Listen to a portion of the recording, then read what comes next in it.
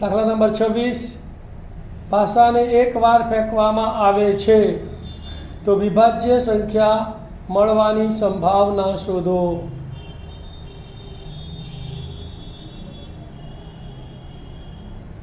ધ્યાન આપજો ભાઈ. પાસાને એકવાર ફેંકતા કયા પરિણામો મળે આપણને? 1 2 3 4 5 અને 6 મળે. તો માટે પ્રયોગના કુલ શક્ય પરિણામોની સંખ્યા ગણી કાઢો. 1 2 3 4 5 અને 6. પહેલો દાખલો શું કહે છે કે વિભાજ્ય સંખ્યા મેળવવાની સંભાવના.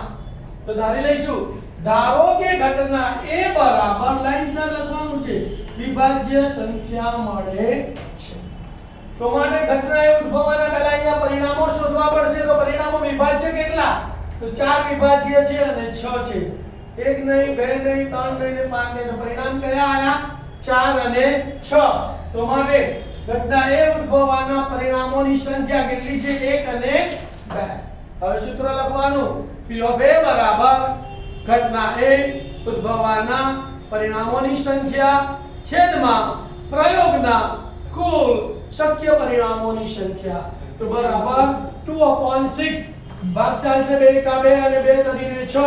તો માટે P of A બરાબર 1/3.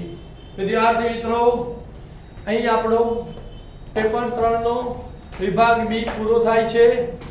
તમે બીજા હજારો વિદ્યાર્થીઓને આ વિડિયોનો લાભ મળે તેના માટે ધોરણ 10 ના ગુજરાતી મીડિયમના વિદ્યાર્થીઓને શેર કરજો. Thank you.